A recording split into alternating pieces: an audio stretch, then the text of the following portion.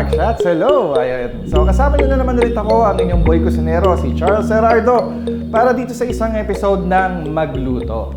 Alright, so ngayon kasi may itatry tayong bagong items sa menu nila, and mamaya-maya ipapakita namin sa inyo kung paano ito i-prepare, paano iluto, i-plate namin, and of course, titikman ko sa bandang huli. Kaya dyan lang kayo, hanapin ko na si Chef Martin. Hello mga kamugshots! Dito ulit kami sa kitchen ni Chef Martin. Ayan. Hi guys! Hi mga kamugshots! Ayan, so ngayon explain naman ni Chef Martin kung ano yung mga ingredients nitong quesadilla. Pero, Chef Martin, what is quesadilla? Quesadilla is traditionally served with, usually it's tortilla with cheese. So, yung quesadilla natin ngayon is steak quesadilla. So, meron siyang steak. So, ang ingredients sa steak quesadilla natin is, syempre, yung flour tortilla natin. Yung cheese, dalawang klase ng cheese to. Dalawang klase ha, huwag niyong kakalimutan. Dalawang klase. Dalawa yun. Syempre, yung steak, huwag kang makalimutan yung steak, pare. Paano ba tinawag ng steak quesadilla yun, Chef? Diba? Kung walang steak. Tama. Tapos cilantro and yung white onions. I think, natin. Chef, yung cilantro talaga is very essential pag gumagawa ka ng mga ganitong klaseng Mexican food. Eh. Yes, it's very abundant. Yes, in it's parang, Mexico. yun talaga yung parang distinctive na parang isa doon sa mga narasahan mo sa mga niluluto pag Mexican food. Alright! So, gagawin na natin to at iluluto pagkatapos ng short break.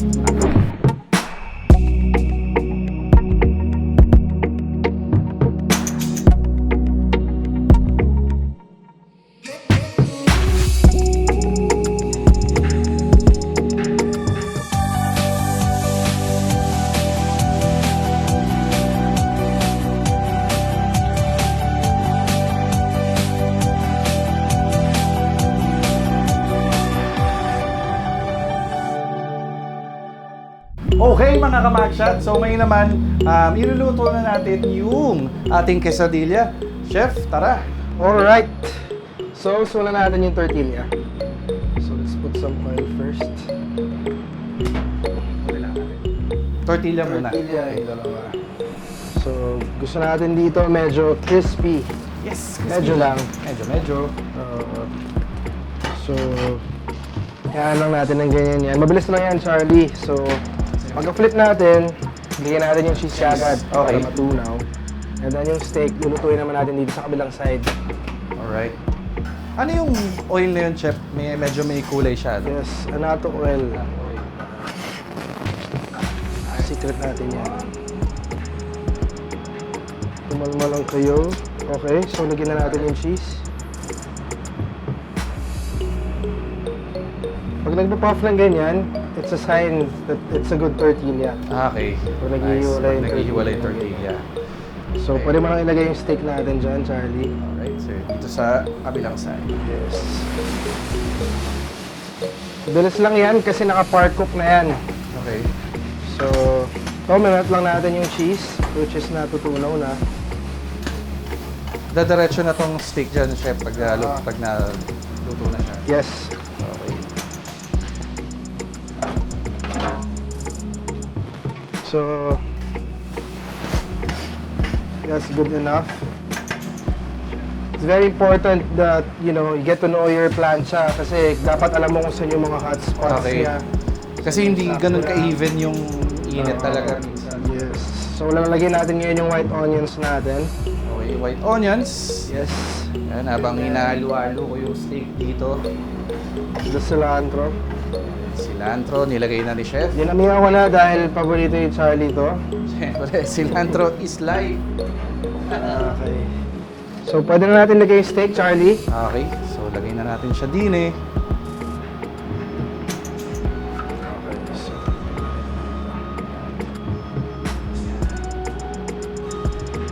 Tanda mo, Chef, yung side na yun sa akin. Maraming karne. Ngayon, kaya lang natin siya matunaw, yung cheese niya. Dapat nakakalat yan para bawat kagat mo.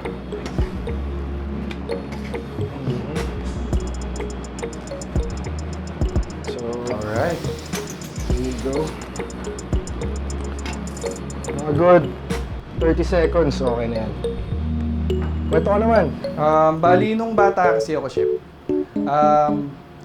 Lagi yung pinapalo ng tatay ko kasi hindi daw ako natutulog pag tanghali. Hindi ka natutulog. Parang sobrang aras sa tulog, ang tangkad mo eh. Yun nga eh. Hindi, iba yung nagpatangkad sa akin, chef eh. Ay, please, no! Joke lang. Anyways, okay na tong quesadilla natin. Alright, chef, slice na natin yan. Mga 12 slice. Bibigyan ko rin yung mga mag-aanak ko sa bahay. Yun o. 4 equal slices para sa tummy ni Charlie. Yun. So may kasama siya of course na Pico de gallo and yung great white sauce. great white shark. Okay, so ito na, na-slice na natin at titikman na natin. Titikman na natin yan. Alright, so ngayon, na-slice na nga ni Chef Martin into 4 equal slices itong ating quesadilla. Nakakainin ko. Ako lang, huwag kayong manghihingi. Akin lang to eh. Ayan, so, siserve natin yan sa harap syempre para matikman na.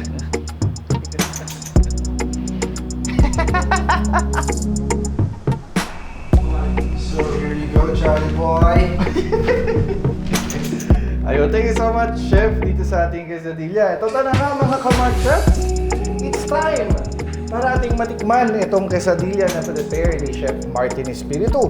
Pero bago ang lahat, Chef, para gusto mo silang invite ulit dito sa inyong palutuntunan. Hello everyone!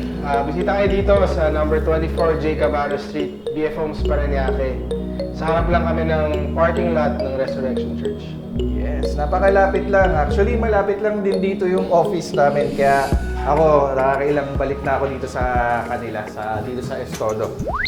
It's a little bit funny, this feeling inside. Ayun.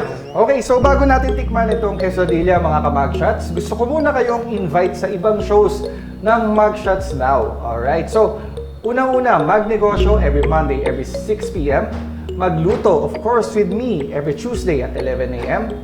Magpahaba ng buhay every Tuesday at 6 p.m. Magtanong every Wednesday, every 11 a.m. And Mag-G every Wednesday at 3 p.m. Magbuhay Celebrity Lawyer every Thursday at 7 p.m. Magpatinta every Thursday at 9 p.m. Magmahal every Friday at 9 p.m. Mag-gig every Saturday at 8 p.m. And mag-wine tayo. Of course, with me and Attorney Maggie every Saturday at 9 p.m. Okay, so ngayon naman mga kamugshots, titikman ko na ang ating quesadilla na niluto ni Chef Martin. Kaya excited na ako. Siyempre una, gamitin natin yung mga senses natin bago natin siya matikman. Siyempre, tignan natin kung maganda yung itsura. Maganda yung kulay. Mabango. Massimo. Wala akong marinig. Imasi-masi. Maganda yung texture. Ano bang senses na hindi ko nagagamit? Tikim na. Tignan na natin. Okay, so, lagyan natin nung pico de gallo and ang ating great white shark. Parang kinakausap niya ako, chef eh. Feeling ko may sinasabi siya eh. Subo mo naman ako.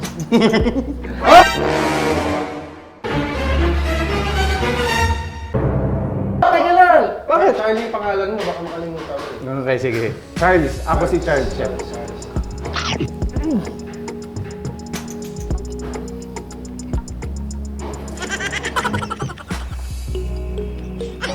Stop! Stop! Stop! Stop! Pasensya tayo dito!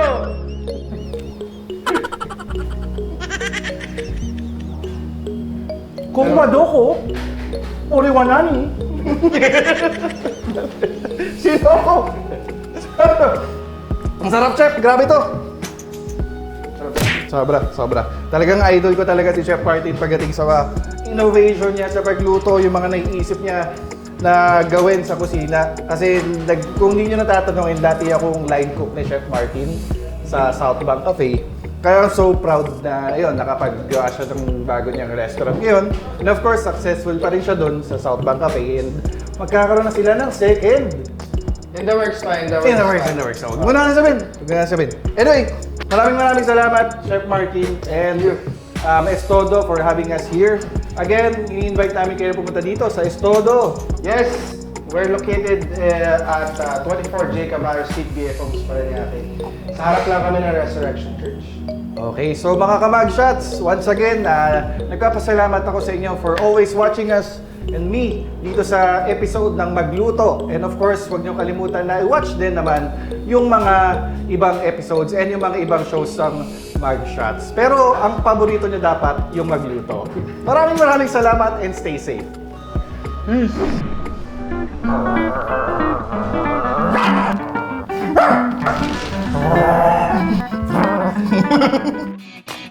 Special thanks to Nagit Escorel Dental Clinic,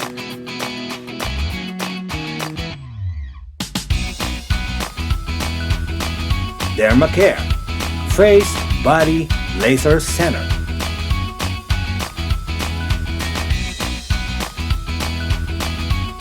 Andy Passion Eyebrow Embroidery,